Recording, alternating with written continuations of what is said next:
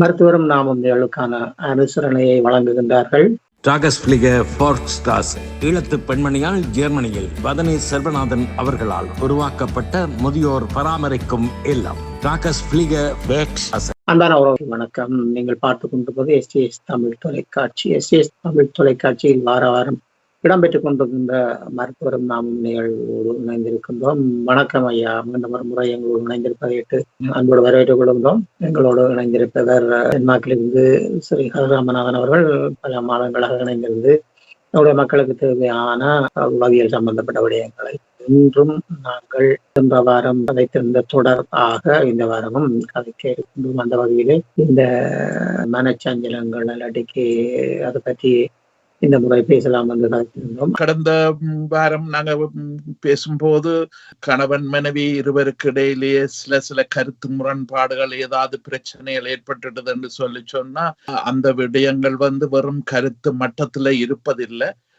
காலம் போக போக அவர்களுடைய இல்லற வாழ்க்கையில கூட அது பாதிப்புகளை ஏற்படுத்தக்கூடிய நிலைக்கு வரும் என்று சொல்லி நாங்க போன முறை ஒரு மேலோட்டமாக பார்த்தினாங்க.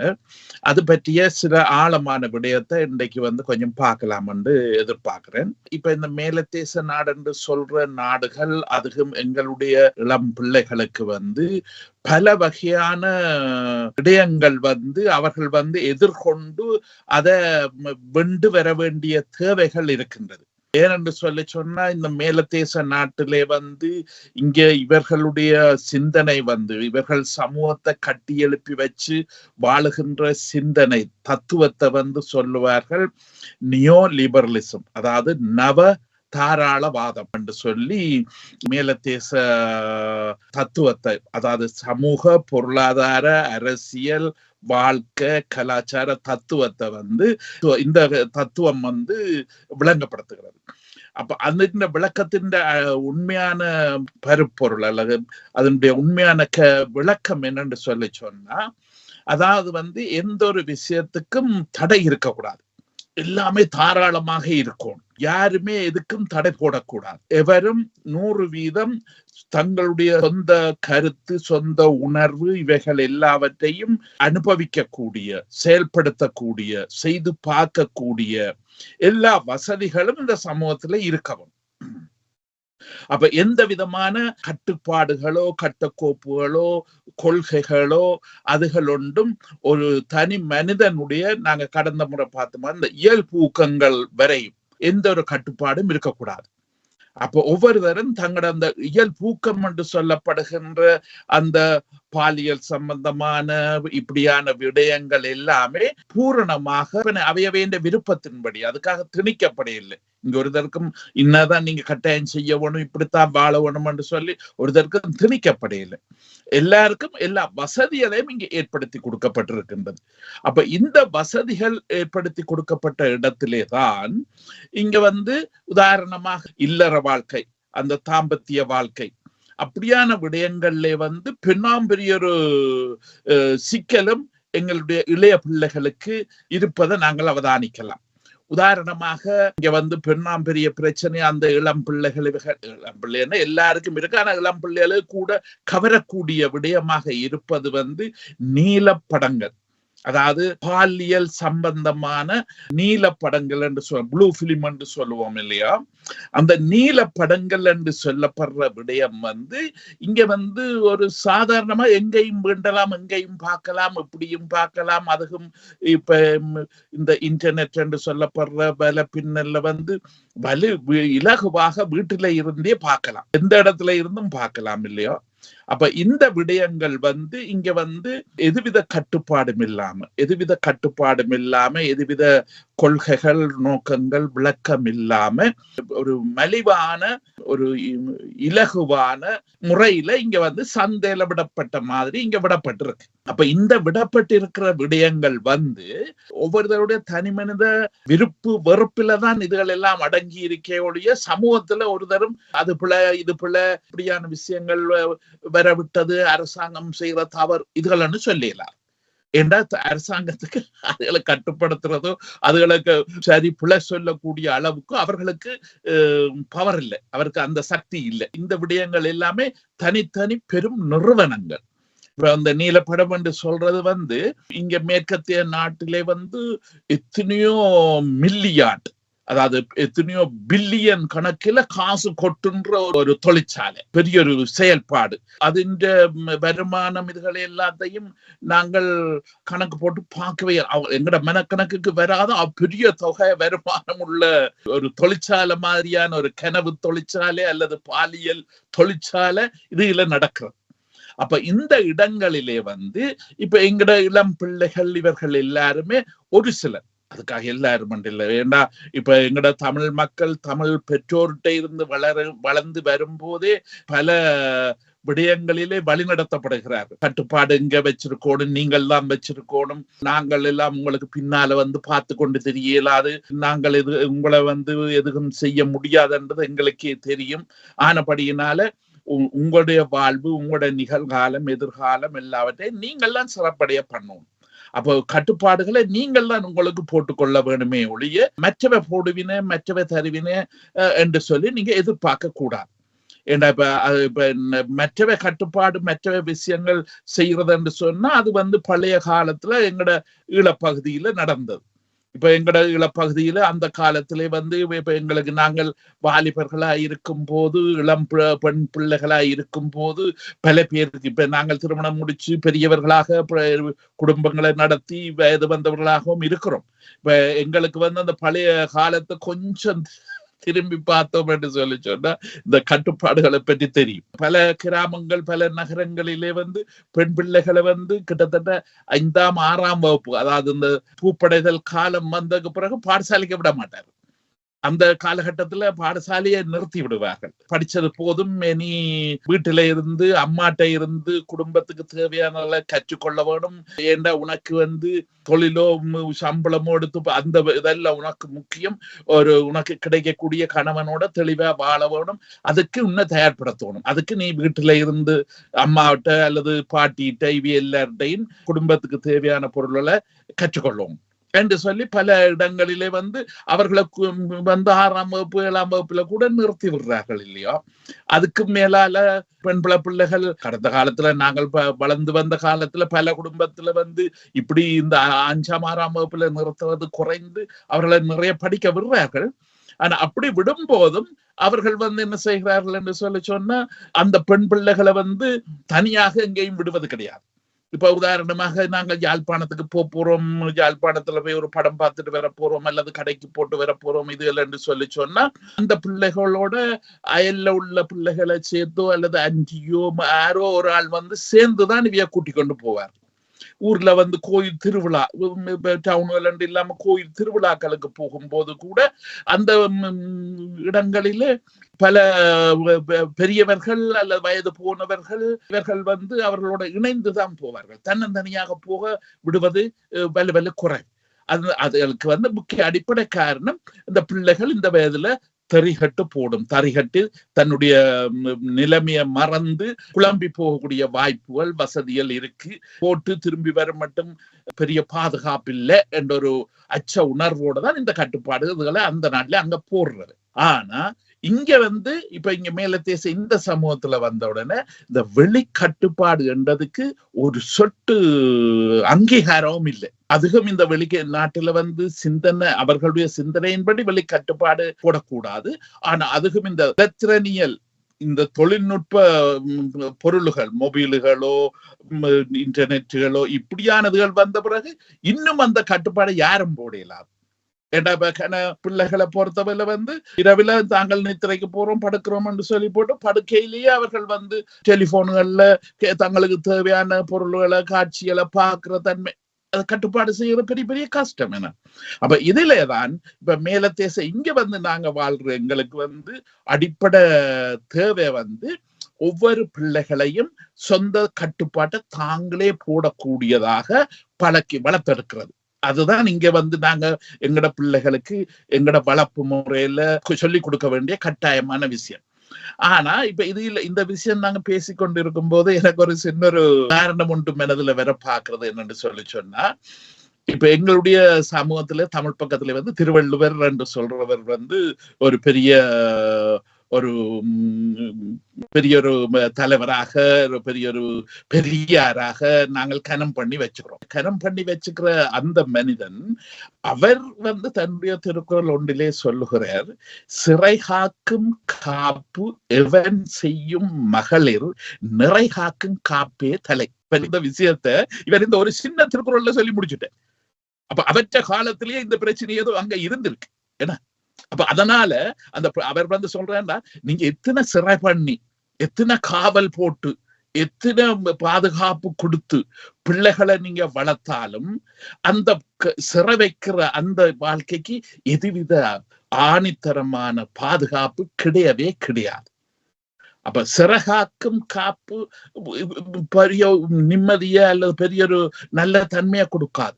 ஆனா அந்த ஒவ்வொரு பிள்ளைகளும், அது ஆண் பிள்ளையா இருக்கலாம், பெண் பிள்ளையா இருக்கலாம் இல்லையோ, ஒவ்வொரு பிள்ளைகளும் நிறைகாக்கும், தாங்கள் தங்களை காப்பாற்றிக் கொள்ற, தாங்கள் தங்களை நெறிப்படுத்திக் கொள்ளுகிற, தங்களுக்கு எல்லை வைக்கிற, நாங்க இதுல என்னது மட்டும் போகலாம், எந்த இடத்துல நான் நிப்பாட்டணும், இந்த இடத்துல எதை நாங்கள் எடுத்து வச்சிருக்கலாம், எதை நான் கிட்டவும் போகக்கூடாது, அணுகவும் கூடாது, எதுல நாங்க மற்ற நண்பர்கள் இவர்களோட சேர்ந்து முஸ்பாத்தி பண்ணலாம், எதுல நாங்க போகக்கூடாது. இப்படி அவர்கள் தங்களுக்கு தாங்களே எசமானார்களாக வர வேணும். அப்ப தாங்கள் அதைத்தான் அந்த நிறைகாக்கும் காப்பே தலை, தன்னுடைய வாழ்க்கைய தாங்களே தீர்மானிச்சு, தாங்களே தங்களுக்கு செப்பனிட்டு, தங்களுக்கு தேவையான முறைகளை, நெறிகளை, தேவைகளை இப்படி வளர்க்கப்பட்டு, இப்படியான வாய்ப்புகளை எங்கட சமூகத்துக்கு, எங்கட இளம் சந்ததிகள், இனி வருங்காலத்துல வரக்கூடிய இளம் பிள்ளைகள் கூட இதுகளை கூடுதலாக தங்களுடைய ஒரு உண்மையான சுய விருப்பில இந்த நீதி நெறிகளோ அல்லது இப்படியான வாழ்க்கை முறைகளை ஒரு உள்ளொலியாக வச்சிருந்தார்களே என்று சொன்னா, இப்ப நாங்க சொல்ற கன விஷயங்கள், இந்த நீலமோ கருப்போ பச்சையோ எந்த படம் ஒரு பிரயோசனம் இல்லை.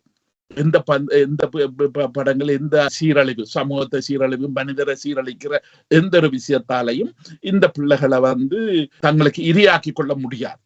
அப்ப இதுலதான் நாங்க இதுல முக்கியமாக இப்ப நாங்க பேசுற இந்த விஷயத்தோட இந்த விஷயத்தையும் நிதானமா கவனமாக எங்கட சமூகத்துக்குள்ள இந்த கருத்தை பரப்பணும் என்று நானும் விரும்புறது என்னன்னு சொன்னா, பல விஷயங்களை மனம் விட்டு வீட்டுல கதைச்சு பேசி பழகணும்.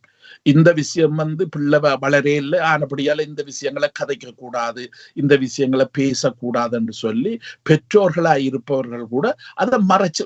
ஏன்னா இப்ப உதாரணமாக இப்ப இந்த நீலப்படம் என்று சொல்ற விஷயம் இங்க இந்த டென்மார்க் சமூகம், இவர்களுடைய சமூகத்துல பெரிய ஒரு பிரச்சனையாக இருக்கின்றது. இப்ப இங்க நடக்கிற பல பாலியல் கொலைகள், பாலியல் கற்பழிப்புகள், இப்படியான பல விஷயங்களிலே இந்த பாலியல் படங்கள், இந்த நீல படங்களுடைய செல்வாக்குத்தான் இங்க கூட சொல்லி இங்க நிறைய ஆய்வுகள் செய்கிறார்கள், நிறைய ஆராய்ச்சிகள் செய்கிறார்கள். அதை கட்டுப்படுத்த தடுக்கிற இதுகளுக்கு என்ன செய்யலாம் நன்னலாம் என்று சொல்லி கனகாசு இங்க செலவழிக்கப்படுகிறது. இங்க உள்ள போலீஸ் கூட அதுக்குரிய கட்டுப்பாடுகளை போடுகிறது. இப்ப இங்க பல அரசாங்கங்கள் சில சட்டங்களை கொண்டு வந்திருக்கின்றார்கள். 10 வயது 15 வயதுக்கு உட்பட்ட பிள்ளைகளுக்கு இந்த நீலப்படங்களோ இந்த படங்கள் பார்க்கிற அனுமதியை அந்த கூகுள், அமேசான் அல்லது இந்த நிறுவனங்கள் வழங்கக்கூடாது.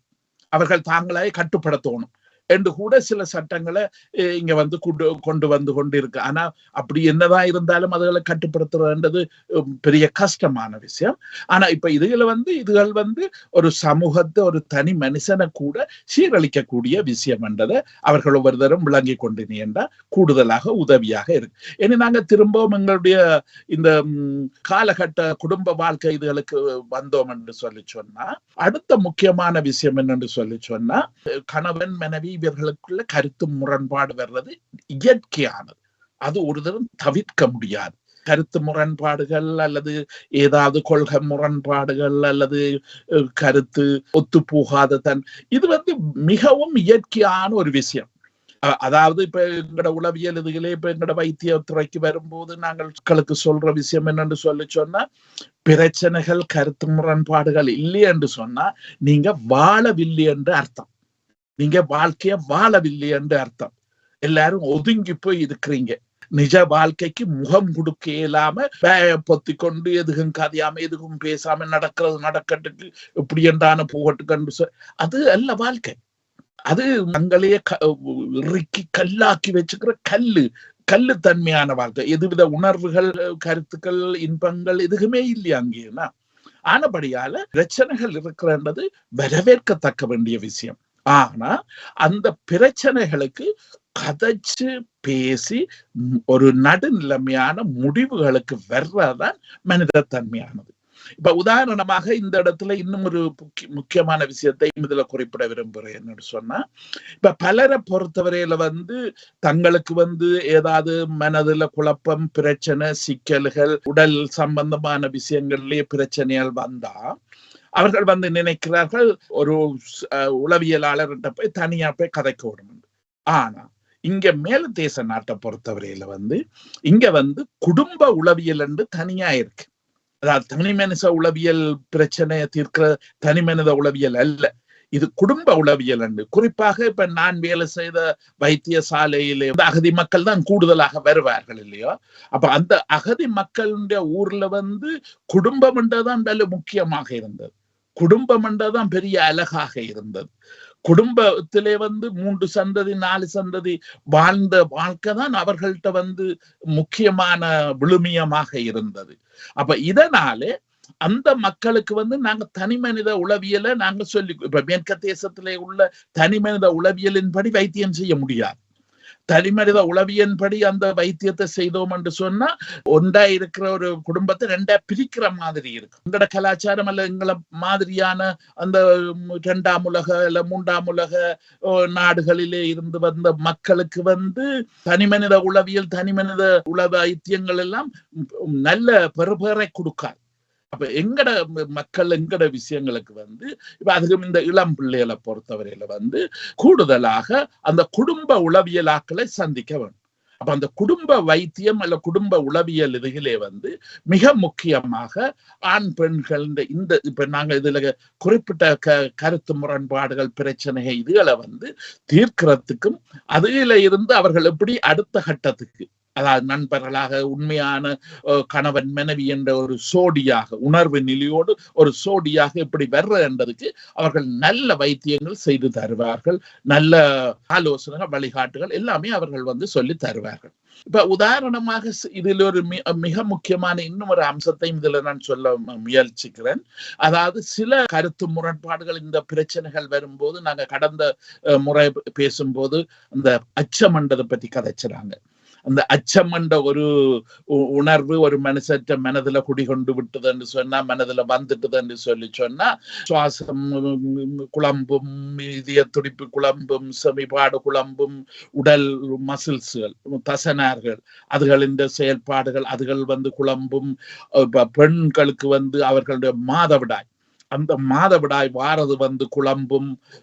சில பேருக்கு மாதவிடாய்கள் 45 நாளோ 50 நாள் செல்லும், அல்லது 14-15 நாள்ல அந்த பெரிய குளறுபடிகள் எல்லாம் வர்றது அந்த காலகட்டத்துல. இந்த பிரச்சனை உளவியல் தாக்கங்கள் இருந்து என்று சொன்னா, அப்ப இந்த தாக்கங்கள் இதுகள் இருக்கும்போது இதுகள் எல்லாத்தையும் சாதாரண விஷயமாக எடுக்காம இந்த விடயங்களுக்கு கூடுதலாக அந்த தங்களுடைய குடும்ப வைத்தியர்களோட கதைச்சு பார்க்கறது மிகவும் அருமையானது. ஏண்டா எங்கட உளவியல் துறையில இப்ப எங்கட பக்கத்திலே சொல்லுவார்கள் என்னன்னு சொன்னா, சில பேருக்கு இப்ப நாரியிலேயோ அல்லது ஏதோ உடம்பிலே ஏதோ ஒரு பகுதியில ஒரு வகையான நோய் இருக்கு. அந்த நோவுக்கு காரணம் தெரியாது. இப்ப நெஞ்சில நோய் இருக்கும், இல்ல வயத்துல நோய் இருக்கும், நாரியில நோய் இருக்கும்.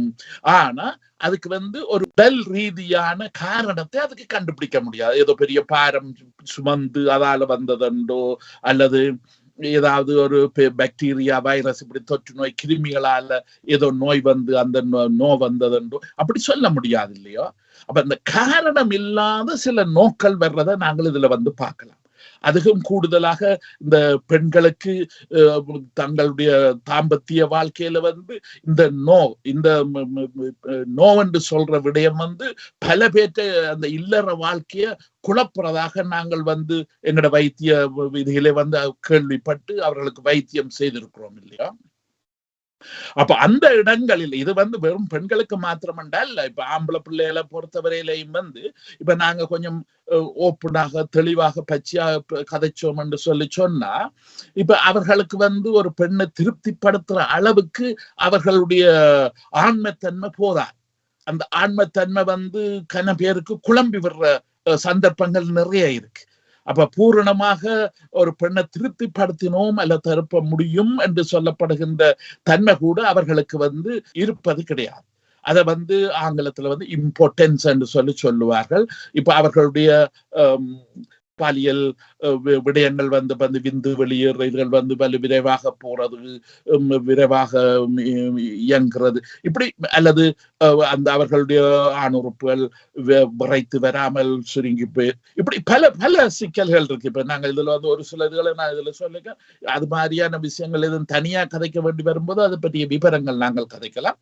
ஆனா இப்படியான ஒரு சில விவரங்களை நாங்கள் இதுல பார்க்கும்போது இந்த விடயங்களுக்கு ஒரு தரம் இது ஒன்றும் செய்யலாது, இதுக்கு வைத்தியம் இல்லை, இதுக்கு வழிவகை இல்லை என்று மனமுடைஞ்சு போகக்கூடாது. அதனாலதான் இதை நான் இதுல குறிப்பிட்டு சொல்றேன். இப்ப இந்த விடயங்களுக்கு இப்ப உதாரணமாக இது எல்லாமே உளவியல் என்று நான் சொல்லி உளவியலுக்குள்ள இது கொண்டு வர விரும்பல. ஆனா இந்திய தற்கால ஆய்வுகளுக்கு ஊடாக ஆராய்ச்சிகளுக்கு ஊடாக இந்த விடயங்களுக்கு தனியான ஒரு படிப்பை வைத்திருக்கிறார்கள். அதுக்கு பேர் செக்ஸாலஜி என்று சொல்லி, அதாவது கலவியியல். இப்ப தமிழ்ல பாலியல் என்று சொல்றதை விட செக்ஸாலஜி என்று சொல்றது கலவியியல். அந்த கலவியியல் என்று சொல்லப்படுகின்ற ஒரு விஞ்ஞானம் இங்க பெரிதாக வளர்த்தெடுக்கப்பட்டிருக்கின்றது. அப்ப இங்க உள்ள பெரிய வைத்தியசாலைகளிலே கூட அதுக்குரிய கிளினிக், அதுக்குரிய வைத்தியம் செய்யற தனி பகுதி உருவாக்கப்பட்டிருக்கின்றது. அப்ப அந்த இடங்களிலே பாலியல் சம்பந்தப்பட்ட சராசரி ஆணுக்கும் பெண்ணுக்கும் இடையில உள்ள சில குழப்பங்கள், இந்த விஷயங்களை பெரிய ஸ்பெஷலிஸ்ட், பெரிய துறை போன பெரிய நிபுணர்கள் அந்த விடயங்களை ஆராய்ச்சி செய்து அதுக்கு வழிகாட்டி இந்த பிரச்சனைகளுக்கு தீர்க்கிறதுக்கு நிறைய வாய்ப்பு இந்த சமூகத்துல இந்திய தற்காலத்துல உருவாக்கப்பட்டிருக்கு. அப்ப இதனால இரகசியமான முறையில தங்கள் ஆண்களோ பெண்களோ தங்களுடைய இந்த பிரச்சனைகளை மூடி மறைச்சு அல்லது அதை வெளியில கதைக்க முடியாது, கூச்சம் இதென்று சொல்லி இல்லாம, ஏன்னா தொழில் செய்கிற வைத்தியர்மாரோட நாங்கள் மனம் விட்டு போவோம் கதைக்கலாம். இப்ப எங்களோட அம்மா அப்பாவோட சகோதரங்களோட நண்பர் நண்பிகளோட கதைக்கிறது கஷ்டம். ஆனா ஒரு தொழில் செய்கிற வைத்தியம் செய்கிற அவர்களோடு நாங்கள் மனம் விட்டு எதையும் கதைக்கலாம் இல்லையோ, அதுக்கு பல பேருக்கு தைரியம் இருக்குன்னா. ஆனபடியினால இப்படியான சின்ன சின்ன பிரச்சனைகள் இந்த தாம்பத்திய வாழ்க்கையில சில குழப்பங்கள், பிறழ்வு நிலைகள், பிரச்சனைகள் வரும்போது அதுகளுக்கு பின்னடிக்காம அதாவது அந்த பிரச்சனைகளை தங்களுக்கு உள்ளே வச்சு புழுங்காம, வேதனைப்படாம, கஷ்டப்படாம, ஓப்பனாக மனத்துல தைரியத்தை கொண்டு கூடுதலாக அந்த குடும்ப வைத்தியர்கள் அவர்கள் சரியான வழிகாட்டலோட சரியான இடத்துக்கு அந்த வைத்தியத்துக்கு அனுப்புவார்கள் இல்லையோ. அவர்களால இது ஒரு உளவியலாளரா அல்லது உள மருத்துவரா அல்லது ஒரு கலவியல் செக்ஸாலஜிஸ்ட், கலவியல் வைத்தியர் யார் தேவை என்று சொல்லி அவர்கள் வழிகாட்டுவார்கள். ஏன்னா அவர்களுக்கு அதுக்குரிய கல்வியும் அதுக்குரிய நிபுணத்துவம் ஒரு பகுதி இருக்கு. அதுக்காக பெரிய நிபுணர்கள் என்று அல்ல, ஆனா அந்த பிரச்சனையில விளங்கிக் கொள்ற சக்தி அவர்களுக்கு இருக்கு. அதைத்தான் நான் இதுல சொல்லவாரு. அப்ப அந்த விளங்கிக் கொள்ற சக்தி இருக்கிறபடியால அவர்கள் எங்களை சரியான முறையில வழிகாட்டி சரியான முறையில இத திருத்தி அமைச்சு நாங்கள் திடகாத்திரமான ஆண் பெண்ணாக இணைஞ்சு வாழக்கூடிய விடயத்துக்கு உதவி செய்யக்கூடிய வாய்ப்பு அந்த இடத்திலே நாங்கள் பெற்றுக்கொள்ளலாம். ஆனபடியினால இந்த தாம்பத்திய வாழ்க்கை என்று இப்ப நாங்க எடுத்த தலையங்கம், இந்த விஷயம் மிகவும் இன்றியமையாத முக்கியமான ஒரு விஷயம். கன விஷயங்கள் இப்ப நாங்கள் இதுல அழுத்தி அல்லது முக்கியமாக இதுகளை சொல்லி கொண்டு போகும்போது இதுக்கு முக்கிய காரணமாக இருக்கிறது என்று சொல்லி சொன்னா, எங்கட தமிழ் கலாச்சார வட்டத்துக்குள்ளே இந்த ஆண் பெண் இந்த பாலியல் விஷயங்கள் பகடிக்கும் கேலி செய்வதற்கும் வம்பு கதை அளப்பதற்கும் தான் அது பாவிக்கப்படுகிறது. ஆம்பளைகள் சேர்ந்து தண்ணி அடிக்க பொம்பளைகளை பற்றி கதைக்கிறது, பொம்பளைகள் சேர்ந்து இருந்து எது முஸ்பாத்தி பெண்ணைக்கு ஆம்பளைகளை பற்றி கதைக்கிறது, இப்படி இந்த வம்பு பண்ற கேலி பண்ற பகுடி பண்ற இந்த வாய்மொழி பாலியல் செயல்பாடு தான் எங்கட வட்டத்துல நிறைய இருக்கின்றது. என்னுடைய ஒப்சர்வேஷன், என்னுடைய அவதானம். அதாவது செயல் ரீதியாக இருக்கிறத விட இந்த வார்த்தை ஜாலத்தால அந்த விடயங்களை கதைக்கிறதும், அதுல பெரிய சந்தோஷப்படுறதும், பெரிய முஸ்பாத்தி பண்றதும், அந்த மாதிரியான தன்மைகள் இருக்கு. ஏன்னு சொன்ன இப்ப இந்த உளவியல் இதுகளை பட்டத்துல இருந்து பாக்க எப்ப நாங்கள் வாயால கதைக்கிறது எந்த விஷயமா இருக்கு, அது பாலியல் சம்பந்தப்பட்ட இந்த விடயம் என்று அல்ல, எந்த இடத்துலையும் வாயால அதிகம் கதைக்க வெளிக்கிட்டோம் என்று சொன்னா எங்கள்கிட்ட செயல்படுத்துற தன்மை இல்லாம போயிடும்.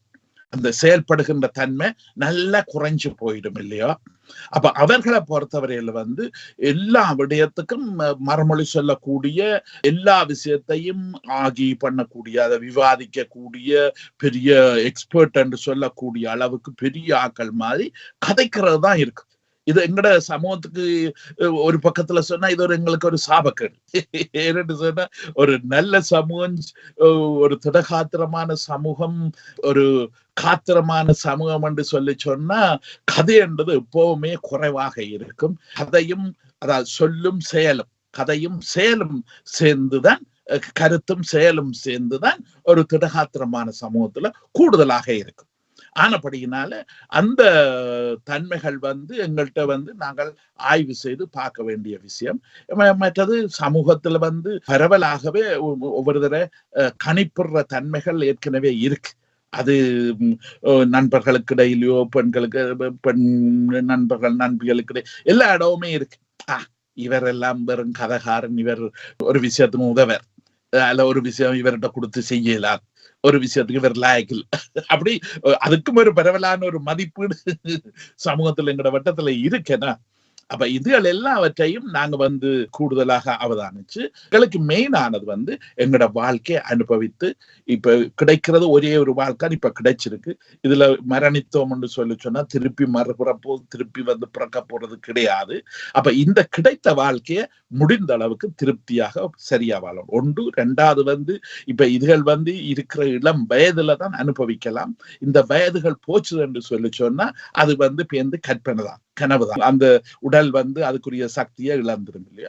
ஆனபடியால சரியான காலத்துல சரியான விஷயத்தை திறம்பட செய்ய வேணும் என்றதுக்காண்டிதான் இதுல இந்த கருத்துரைகளை சொல்லுகிறேன். இதெல்லாம் பாவிச்சு நீங்க வாழ்ந்தீங்கன்னு சொன்னா எங்களுக்கு பெரிய ஆறுதலாக இருக்கும். இந்த வாரம் கூட இளையோருக்கும் பெரியோருக்கும் தேவையான விடயங்கள், சிறியோருக்கும் எதை கற்றுக்கொள்ளக்கூடாத என்ற விடயங்களை எல்லாம் பார்த்திருக்கின்றோம். உண்மையிலே இந்த மருத்துவ நாம் நீங்கள் கலந்து கொண்டு பல மாதங்களாக பல விடயங்களை உளவியல் ரீதியாக நீங்கள் கற்றுக்கொண்ட விடயங்களையும், அதுபோன்று நீங்கள் தெரிந்து கொண்ட விடயங்களையும் இங்கே இணைத்து தருவது மிக சிறப்பான விடயம். இதை மக்கள் பார்த்துவிட்டு சிறப்பை எழுத்து மூலமும் தொலைபேசி மூலமும் கருத்து மிக ஆளுமையானது, உண்மையான விடயங்கள் படிந்த ஒரு பகுதியாக இருக்கின்றது என்பதை கூட கூறியிருக்கிறார்கள். அந்த வகையிலே மீண்டும் இன்று சிறப்பாக இணைந்து கொண்டமை உங்களுக்கு நன்றிகளை கூறிக்கொள்கின்றோம். நன்றி, வணக்கம். நாங்கள் இந்த விஷயத்தை தொடர்ந்தும் செய்யறதுக்கு எனக்கு நிறைய ஆவலா இருக்கிறேன். அதற்குரிய வாய்ப்புகள் நீங்கள் ஏற்படுத்தி தந்தா நாங்கள் அங்கால தொடரலாம். நன்றி. நல்லது, சிறப்பு. இன்றைய இந்த நிகழ்வை ஒழுங்கமைத்து தந்தவர் டென்மார்க்கில் வாழ்ந்து கொண்டிருந்த சரத்னம்மையா அவர்கள். அத்தோடு இந்த நிகழ்வை கலந்து பல விடயங்களை கருத்துரைத்து இப்பொழுது விடைபெற்று செல்கின்றார் சுபி கதிர்ராமன் அவர்கள், உளவியல் நிபுணர் டென்மார்க்கில். இந்த நிகழ்வுக்கான அனுசரணை வழங்கியவர்கள் ஈழத்து பெண்மணியால் ஜெர்மனியில் வதனி செல்வநாதன் அவர்களால் உருவாக்கப்பட்ட முதியோர் பராமரிக்கும் இல்லம். இத்துடன் இன்றைய இந்த நிகழ்வை நிறைவு செய்து அடுத்த மருத்துவர் நாம் நிகழ்விலை சந்திக்கும் வரை உங்களிடம் விடைபெறுகிறோம். நன்றி, வணக்கம்.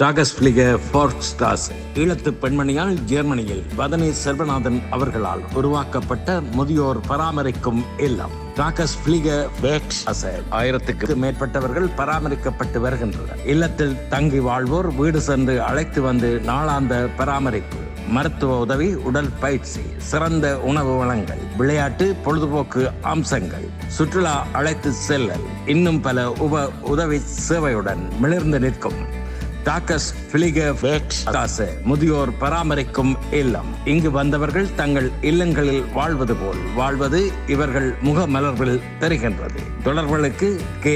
Vathani Selvanathan, Linden Strasse 16A 68 623 ஹாஃப் ஹாய். தொலை தொடர்புகளுக்கு 00494130991003. கை தொலைபேசி 00416220510624. முதியோர் பராமரிப்புக்கு டாகஸ்பிளிகர் ஃபோர்ஸ்ட்ராசே. இது ஒரு ஈழத்தமிழ் பெண்ணின் சாதனை. முதியோர் பராமரிக்கும் இல்லம்.